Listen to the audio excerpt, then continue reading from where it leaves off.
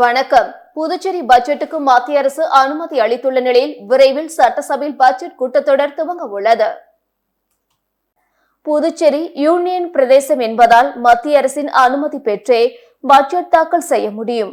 இதற்கான கோப்பு மத்திய அரசின் நிதி உள்துறை அனுமதிக்காக அனுப்பி வைக்கப்பட்டது. ஆனால் பட்ஜெட்டுக்கான அனுமதி கிடைக்காமல் இருந்தது. இதனால் பட்ஜெட் தாக்கல் செய்ய காலதாமதமானது. இந்நிலையில் மத்திய நிதியமைச்சர் நிர்மலா சீதாராமனை முதல்வர் ரங்கசாமி போன் மூலம் தொடர்பு கொண்டு பட்ஜெட் கோப்பிற்கு அனுமதி வழங்கும்படி கோரினார். இதனை அடுத்து மத்திய அரசு புதுச்சேரி பட்ஜெட்டுக்கு அனுமதி வழங்கியுள்ளது.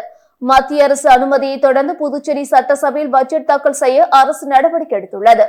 வரும் 31ஆம் தேதி புதுச்சேரி சட்டசபையில் பட்ஜெட் கூட்டத்தொடர் துவங்கும் என தெரிகிறது. புதுச்சேரி சட்டப்பேரவை வளாகத்தில் பொதுமக்களின் பயன்பாட்டிற்காக காற்றின் ஈரப்பதம் மூலம் குடிநீர் தயாரிக்கும் இயந்திரம் அமைக்கப்பட்டுள்ளது.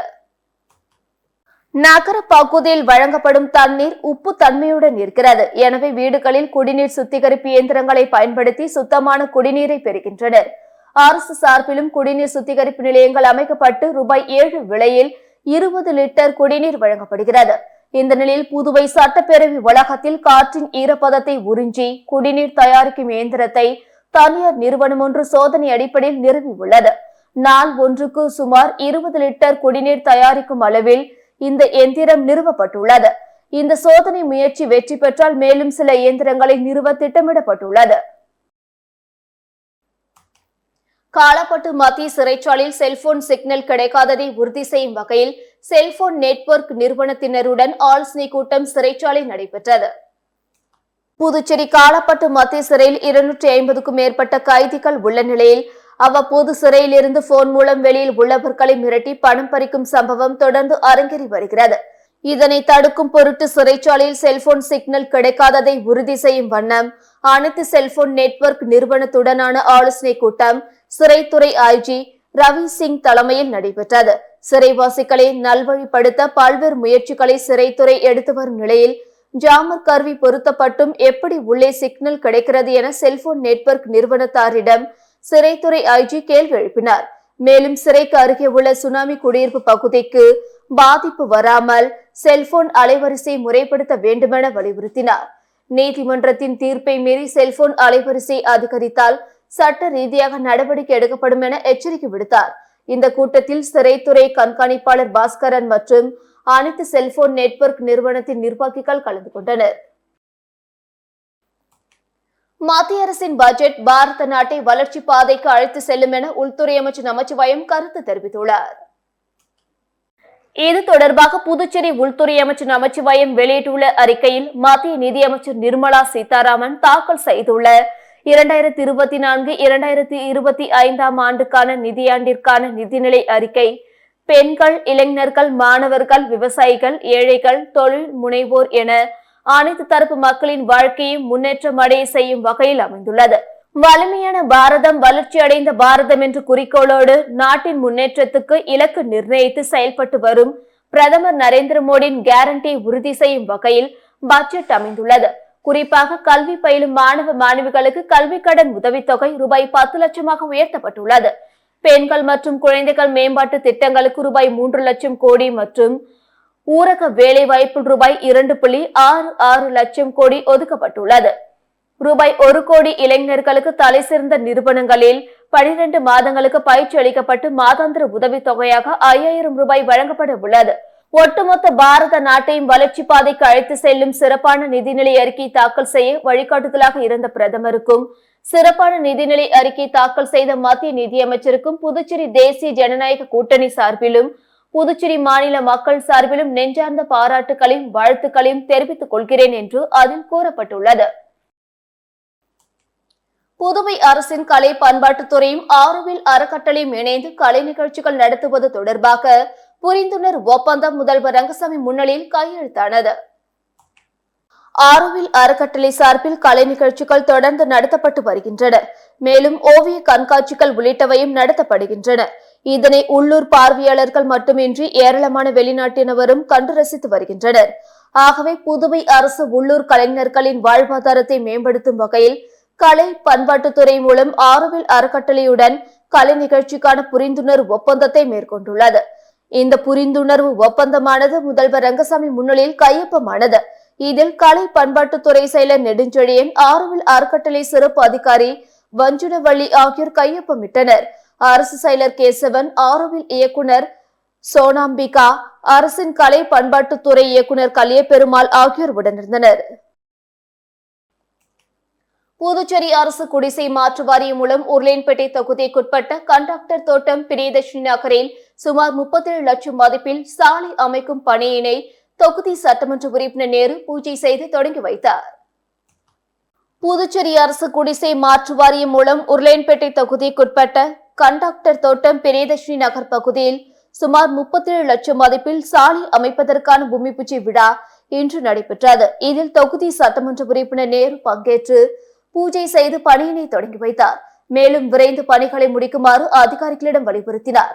இந்த நிகழ்ச்சியில் குடிசை மாற்று வாரிய அதிகாரிகள், மனிதநேய மக்கள் சேவை மைய நிர்வாகிகள் உட்பட அப்பகுதி மக்கள் திரளாக கலந்து கொண்டனர்.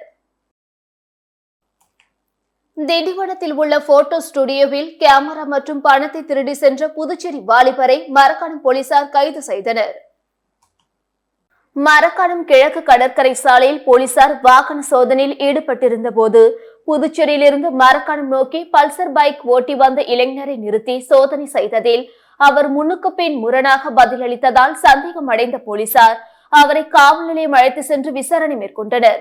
விசாரணையில் புதுச்சேரி ஜீவானந்தம் நகரை சேர்ந்த ஆகாஷ் என்பதும் கடந்த சில தினங்களுக்கு முன்பு திண்டிவனம் மரக்காணம் சாலையில் உள்ள போட்டோ ஸ்டுடியோவில் கேமரா மற்றும் பணத்தை திருடி சென்றதும் தெரிய வந்தது. இதனை அடுத்து ஆகாஷை கைது செய்த போலீசார் அவரிடமிருந்து கேமரா மற்றும் ஓட்டி வந்த பல்சர் பைக்கை பறிமுதல் செய்து சிறையில் அடைத்தனர். ஆகாஷ் மீது புதுச்சேரி, ஆரோவில் மற்றும் திண்டிவனம் காவல் நிலையங்களில் 5க்கும் மேற்பட்ட திருட்டு வழக்குகள் நிலுவையில் உள்ளது குறிப்பிடத்தக்கது. மடுகரை கிராமத்தில் எழுந்தருளி உள்ள எல்லையம்மன் ஆலயத்தின் 30ஆம் ஆண்டு சாகி வார்த்தல் விழாவில் திரளான பக்தர்கள் கலந்து கொண்டு சாமி தரிசனம் செய்தனர். புதுவை அடுத்த நெட்டப்பாக்கம் கொம்யூன் மடுகரை கிராமத்தில் எழுந்தருளி உள்ள எல்லையம்மன் ஆலயத்தில் 30ஆம் ஆண்டு சாகி வார்த்தல் விழா சிறப்பாக நடைபெற்றது. காலை 8 மணிக்கு சக்தி கரகம் புறப்பாடு நடைபெற்றது. பின்னர் அம்மனுக்கு அபிஷேக ஆராதனைகள் நடைபெற்றது. அதனைத் தொடர்ந்து பகல் 12 மணி அளவில் சாகை வார்த்தல் விழா நடைபெற்றது. இரவு சிறப்பு அலங்காரத்தில் எல்லையம்மன் வீதி உலா நடைபெற்றது. விழாவில் பங்கேற்ற அனைவருக்கும் கும்ப பிரசாதம் வழங்கப்பட்டது. இவ்விழாவில் திரளான பக்தர்கள், பொதுமக்கள் கலந்து கொண்டு சாமி தரிசனம் செய்தனர். விழாவிற்கான ஏற்பாடுகளை கோயில் அறங்காவல் குழுவினர் மற்றும் பொதுமக்கள் செய்திருந்தனர். மத்திய அரசு பட்ஜெட் சீரிப்பாயும் புல்லட் ரயில் என புதுவை மாநில பாஜக தலைவர் செல்வ கணபதி பாராட்டு தெரிவித்துள்ளார். மத்திய பட்ஜெட்டிற்கு பாராட்டு தெரிவித்து புதுச்சேரி மாநில பாஜக தலைவர் செல்வ கணபதி எம்பி வெளியிட்டுள்ள அறிக்கையில் 2024 முதல் 2025 நிதியாண்டுக்கான மத்திய பட்ஜெட்டில் ஏழைகள், பெண்கள், இளைஞர்கள், விவசாயிகளை நோக்கமாக வைத்து நிதியமைச்சர் பட்ஜெட்டை தாக்கல் செய்துள்ளார். இந்திய பொருளாதாரம் தொடர்ந்து வளர்ச்சி பாதையில் செல்கிறது. நாட்டு மக்கள் மோடி அரசின் கொள்கைகள் மீது நம்பிக்கை வைத்துள்ளனர் என்பதை எடுத்துக்காட்டும் வகையில் பல்வேறு சிறப்பு அம்சங்களுடன் பட்ஜெட் உள்ளது. ஒவ்வொரு பட்ஜெட்டிலும் மத்திய அரசு இந்த நாட்டின் உயர்வுக்கு பாடுபடும் அனைத்து தரப்பு மக்களுக்குமான திட்டங்களை வகுத்து அதற்கான நிதியும் ஒதுக்கி தந்து கொண்டிருக்கிறது. 2014க்கு முன்பு இருந்த இந்தியா, அதற்கு பிறகான இந்தியா என்ற வரலாறு எதிர்காலத்தை பதிவு செய்யப்படும். அதில் பிரதமர் மோடியின் அயராத உழைப்பு, தொலைநோக்கு பார்வை, உலக அரங்கில் இந்தியாவுக்கு கிடைக்க வேண்டிய மரியாதை, சமரசமில்லாமல் பெற்றுத்தரும் திறன் முதலானவை போற்றப்படும். மொத்தமாக சொன்னால் மத்திய அரசின் பட்ஜெட் எதிர்கால இந்தியாவுக்கான புதிய பாதையில் செல்லும் அதிவேக புல்லட் ரயில் பாய்ச்சலுக்கு அதிகமாக இருக்கும். மக்களுக்கு பயனும் அதிகமாக இருக்கும். இந்த பட்ஜெட்டை அளித்த பிரதமர், நிதியமைச்சர் உள்ளிட்ட மத்திய அரசுக்கு நன்றியும் பாராட்டும் தெரிவித்துக் கொள்கிறேன் என்று அவர் கூறியுள்ளார். புதுச்சேரியில் அரசு பணியின் போது உயிரிழந்தவர்களின் வாரிசுதாரர்களுக்கு கருணை அடிப்படையில் பணி வழங்க வேண்டும் என்று வலியுறுத்தி வாரிசுதாரர் சங்கத்தினர் கண்டன ஆர்ப்பாட்டத்தில் ஈடுபட்டனர். புதுச்சேரி நகராட்சியில் பணிபுரிந்து பணியின் போது இறந்து போன மற்றும் மருத்துவ ஓய்வு பெற்ற ஊழியர்களின் வாரிசுதாரர்கள் சுமார் 177 பேர் கருணை அடிப்படையில் பணி வழங்க வேண்டும் என்று கடந்த 20 ஆண்டுகளுக்கு மேலாக கோரிக்கை வைத்து வருகின்றனர். ஆனால் அரசு இந்த கோரிக்கையை கண்டுகொள்ளவில்லை. இதனை வலியுறுத்தி வாரிசுதாரர்கள் நலசங்கம் சார்பில் பல கட்ட போராட்டங்கள் நடத்தி வருகின்றனர். இதன் ஒரு பகுதியாக கருணை அடிப்படையில் அரசு பணி வழங்க வேண்டுமென வலியுறுத்தி புதுச்சேரி சட்டமன்ற அறிக்கை முன்பு வாரிசுதாரர்கள் நலசங்கம் சார்பில் கண்டன ஆர்ப்பாட்டம் நடைபெற்றது. இதில் வாரிசுதாரர்கள் சங்கத்தினர் சுமார் 100க்கும் மேற்பட்டோர் கலந்து கொண்டு கோரிக்கைகளை வலியுறுத்தி கண்டன கோஷங்கள் எழுப்பினார்கள். அனுமதியின்றி விடுப்பெடுத்த காரைக்கால் திருநள்ளாறு இன்ஸ்பெக்டர் சஸ்பெண்ட் செய்யப்பட்ட சம்பவம் காவல்துறை வட்டாரத்தில் பரபரப்பை ஏற்படுத்தியுள்ளது. காரைக்கால் மாவட்டம் திருநள்ளாறு காவல்நிலைய இன்ஸ்பெக்டர் ரமேஷ் இவர் தனது சொந்த ஊரான புதுச்சேரிக்கு செல்ல எஸ்பியிடம் அனுமதி கோரினார். அனுமதி கிடைக்காததால் நேற்று முன்தினம் விடுமுறை எடுத்துக் கொள்வதாக கடிதம் எழுதி வைத்து விட்டு சென்றார். உயர் அதிகாரிகள் அனுமதியின்றி இன்ஸ்பெக்டர் ரமேஷ் விடுமுறை எடுத்ததால் சீனியர் எஸ்பி மணிஷ் இன்ஸ்பெக்டர் ரமேஷை சஸ்பெண்ட் செய்து உத்தரவிட்டார். இந்த சம்பவம் காவல்துறை வட்டாரத்தில் பரபரப்பை ஏற்படுத்தியுள்ளது. புதுச்சேரியில் குடும்ப அட்டையில் பெயர் சேர்க்க மற்றும் நீக்குவதற்கு கட்டணங்கள் நிர்ணயிக்கப்பட்டுள்ளது. புதுச்சேரி அரசு தேசிய மின் ஆளுமை திட்டத்தின் கீழ் பொது சேவை மையங்கள் மூலம் பல்வேறு சேவைகளை செய்து வருகிறது. குடிமைப்பொருள் வழங்கல் மற்றும் நுகர்வோர் விவகாரங்கள் துறையில் குறிப்பிட்ட சேவைகளுக்கு நிர்ணயிக்கப்பட்ட கட்டணத்தை வசூலித்து ஆன்லைன் ஆஃப்லைன் முறையில் ரேஷன் கார்டு சேவைகளை பொதுமக்களுக்கு வழங்கி வருகிறது. இந்த சேவைகளை நெறிப்படுத்தவும் விரிவுபடுத்தவும் இந்த நிர்வாகத்தால் அங்கீகரிக்கப்பட்ட பொது சேவை மையங்கள் மூலம் புதுவை யூனியன் பிரதேசத்தின் ரேஷன் கார்டுதாரர்களுக்கான சேவைகளை ஆன்லைன் முறையில் வழங்க நடவடிக்கை எடுக்கப்பட்டுள்ளது. அதன்படி ரேஷன் கார்டில் குழந்தைகளின் பெயரை சேர்க்க 14 வயதுக்குட்பட்டவர்கள் ரூபாய் 60, பெரியவர்களின் பெயர்களை சேர்க்க ரூபாய் 60, ரேஷன் கார்டில் இருந்து பெயரை நீக்குதலுக்கு ரூபாய் 30, ரேஷன் கார்டு சரண்டர் செய்வதற்கு ரூபாய் 30, பெயர் மற்றும் முகவரி மாற்றத்துக்கு ரூபாய் 60, ஆதார் இணைப்புக்கு ரூபாய் 30, பயனாளியை மாற்ற ரூபாய் 60, டூப்ளிகேட் ரேஷன் கார்டுகளுக்கு ரூபாய் 30 கட்டணமாக வசூலிக்கப்படும்.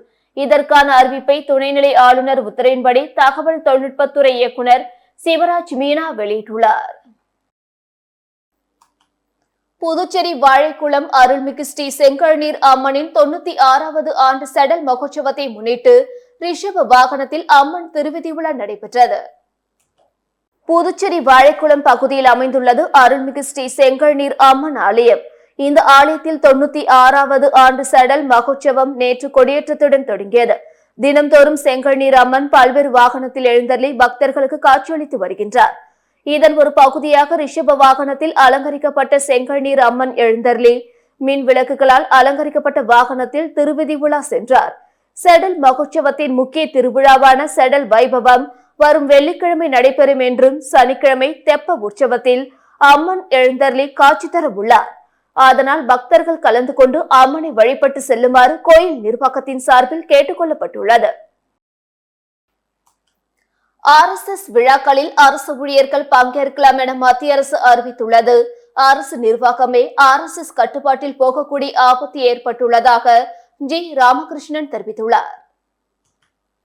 புதுச்சேரியில் செய்தியாளர்களை சந்தித்த மார்க்சிஸ்ட் கம்யூனிஸ்ட் கட்சியின் தமிழ் மாநில குழு உறுப்பினர் ஜி. ராமகிருஷ்ணன் RSS விழாக்களில் அரசு ஊழியர்கள் பங்கேற்கலாம் என மத்திய அரசு அறிவித்துள்ளதை மத்திய அரசு திரும்ப பெற வேண்டும் என்றும் இந்த உத்தரவு என்பது நேரடியாக அரசு நிர்வாகமே RSS கட்டுப்பாட்டில் போகக்கூடிய ஆபத்தை உருவாக்கும் என்றார்.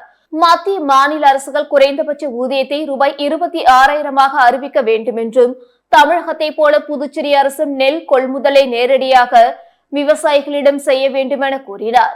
தமிழகத்தில் கள்ளச்சாராயத்தை ஒழிப்பதுடன் படிப்படியாக மதுவிலக்கை அமல்படுத்த வேண்டுமென வலியுறுத்திய ஜி. ராமகிருஷ்ணன் நிதி ஆணையம் மூலம் மாநிலங்களுக்கு நிதி வழங்குவது வெட்டப்படுகிறது, குறைக்கப்படுகிறது என கூட்டாட்சி என்பது குற்றம் சாட்டினார். மத்திய அரசு ஒட்டுமொத்த வரி வருவாயில் 50% மாநிலங்களுக்கு அளிக்க வேண்டும் எனவும் அவர் வலியுறுத்தினார். அரியாங்குப்பம் தொகுதி முருங்கப்பாக்கம் சேத்திலால் நகர் பகுதியில் சாலை அமைக்கும் பணிக்கான பூமி பூஜை நிகழ்ச்சி சட்டமன்ற உறுப்பினர் பாஸ்கர் தலைமையில் நடைபெற்றது. புதுச்சேரி அரியாங்குப்பம் தொகுதிக்குட்பட்ட முருங்கப்பாக்கம் பகுதியில் உள்ள சேத்திலால் நகர் பகுதியில் ரூபாய் 45 லட்சம் மதிப்பீட்டில் எல் மற்றும் யூ வடிவ கழிவுநீர் வாய்க்கால்களுடன் கூடிய சிமெண்ட் கான்கிரீட் சாலை அமைக்கும் பணிக்கான பூமி பூஜை நிகழ்ச்சி சட்டமன்ற உறுப்பினர் பாஸ்கர் என்கிற தட்சிணாமூர்த்தி தலைமையில் இன்று காலை நடைபெற்றது.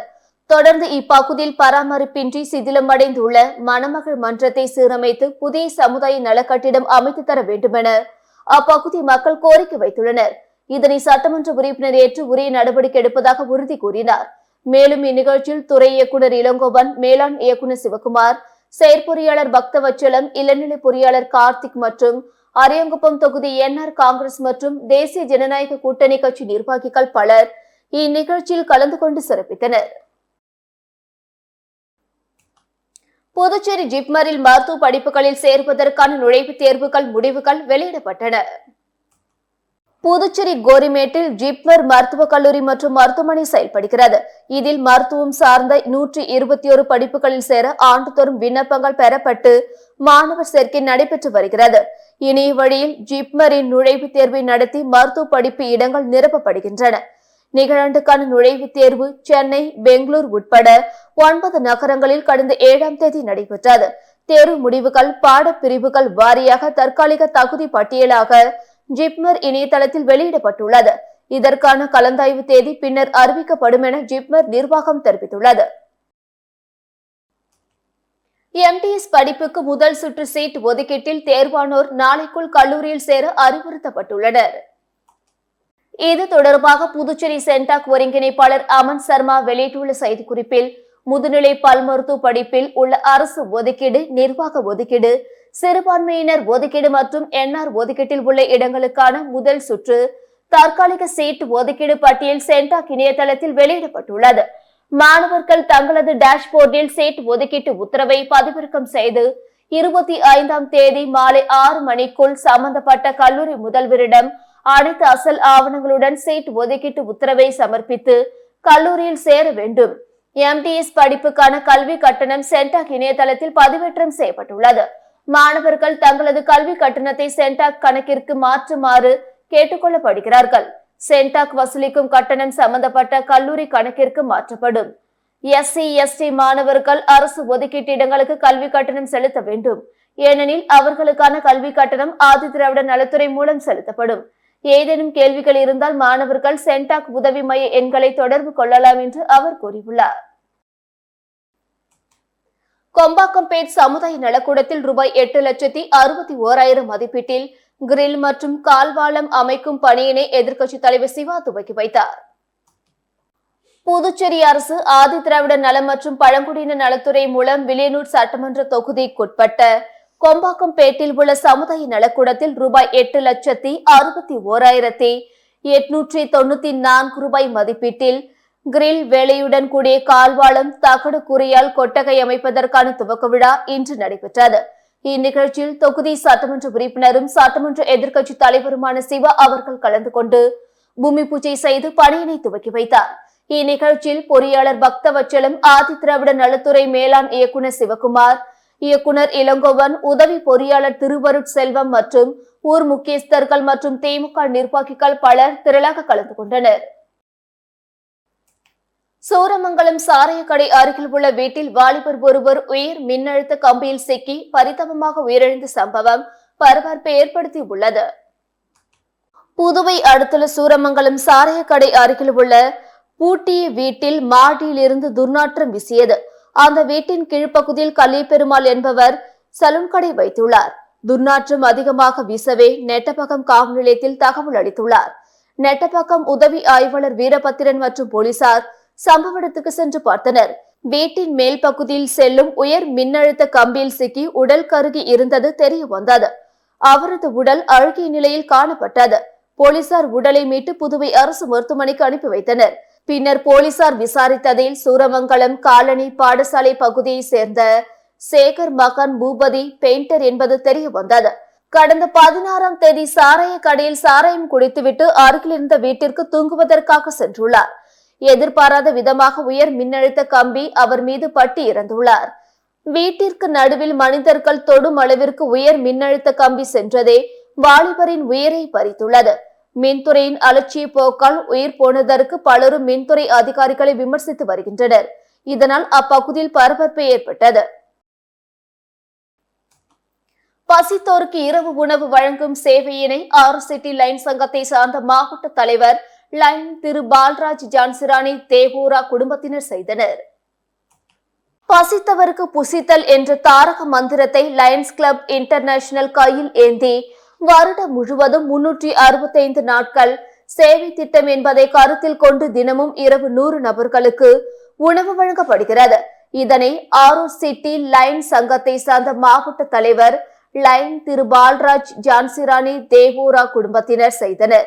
இந்த சேவை திட்டமானது ஆண்டு முழுவதும் நிறைவேற்றப்படுகின்றது.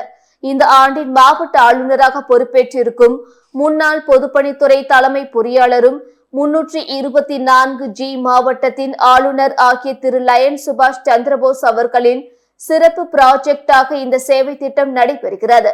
இதில் மாவட்ட தலைவர் ஜனார்த்தனன், ஆரோ சிட்டி லைன் சங்கத்தின் தலைவர் சீனிவாசன், செயலாளர் கபீர், பொருளாளர் ஹரிதாஸ் மற்றும் உறுப்பினர்கள் சிறப்பு விருந்தினர்களாக கலந்து கொண்டு சிறப்பித்தனர்.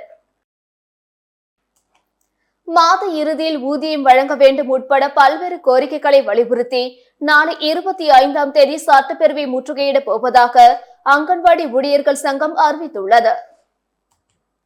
புதுச்சேரி அரசு ஊழியர்கள் சங்கங்களின் சம்மேளனம் அலுவலகத்தில் செய்தியாளர்களை சந்தித்த அங்கன்வாடி ஊழியர்கள் சங்கத்தினர் மாத இறுதி நாளில் ஊதியம் வழங்க வேண்டும், 7வது ஊதிய குழுவின் பரிந்துரைகளை அமல்படுத்த வேண்டும், நிலுவையில் உள்ள போனஸ் மற்றும் பஞ்சப்படி போன்றவற்றை காலத்தோடு வழங்க வேண்டும் உட்பட பல்வேறு கோரிக்கைகளை வலியுறுத்தி பல கட்ட போராட்டங்களை நடத்தி வருவதாக தெரிவித்த அவர்கள் இந்த கோரிக்கையின் மீது அரசு இதுவரை எந்தவித நடவடிக்கையும் எடுக்கவில்லை என குற்றம் சாட்டினார்கள். இதனால் கோரிக்கைகளை வலியுறுத்தி நாளை 25ஆம் தேதி புதுச்சேரி சட்டப்பேரவை முற்றுகையிட போவதாக அவர்கள் தெரிவித்தனர். பேட்டியின் போது அங்கன்வாடி ஊழியர் சங்க நிர்வாகிகள் உடனிருந்தனர். புதுவையில் ஆன்லைன் மோசடி கும்பல் கூறியதை நம்பி ஒரு பெண் உட்பட 5 பேர் ரூபாய் 1.75 லட்சத்தை இழந்துள்ளனர். புதுச்சேரி குருமாம்பேட்டை சேர்ந்த திவ்யா என்ற பெண்ணுக்கு தெரியாத நபர் போன் செய்து தனியார் வங்கி அதிகாரி போல் பேசியுள்ளார். அப்பொழுது கிரெடிட் கார்டு கடன் வரம்பை அதிகரித்து கொடுப்பதாக கூறி OTP எண்ணை கேட்டுள்ளார். அவரும் OTP எண்ணை பகிர்ந்த சில நிமிடங்களில் திவ்யாவின் கிரெடிட் கார்டு கணக்கில் இருந்து ரூபாய் 97,181 முறைகேடாக எடுக்கப்பட்டுள்ளது. புதுச்சேரி காமராஜர் சாலையை சேர்ந்த மணிகண்டன் என்பவர் கடந்த 20ஆம் தேதி அவரது ATM கார்டை தவறவிட்டுள்ளார். அதன் பிறகு அவரது வங்கிக் கணக்கை சரிபார்த்த போது ரூபாய் 31,000 எடுக்கப்பட்டதை கண்டு அதிர்ச்சி அடைந்தார். ரெட்டியார் பாளையத்தை சேர்ந்த சூரியகுமார் என்பவரின் வங்கிக் கணக்கில் இருந்து முறைகேடாக ரூபாய் 36,220, வில்லியனூர் மாதா கோவில் வீதியை சேர்ந்த பிரவீன்குமார் என்பவரின் வங்கிக் கணக்கில் இருந்து முறைகேடாக ரூபாய் 5,000 எடுக்கப்பட்டுள்ளது. வில்லியனூர் மேஸ்திரி தெருவை சேர்ந்த ரேஷ்னி என்பவர் ஆன்லைன் மூலம் வேலைக்கு விண்ணப்பித்துள்ளார். அப்பொழுது செயலாக்க கட்டணமாக ரூபாய் 6,300 செலுத்தி ஏமாந்துள்ளார். மேற்கூறிய 5 பேரும் ரூபாய் 1,75,701 ரூபாயை மோசடி கும்பலிடம் இழந்துள்ளனர். இது குறித்து பாதிக்கப்பட்டவர்கள் சைபர் கிரைம் காவல் நிலையத்தில் புகார் அளித்துள்ளனர். அதன் பேரில் போலீசார் விசாரணை நடத்தி வருகின்றனர். இத்துடன் செய்திகள் நிறைவடைந்தன. வணக்கம்.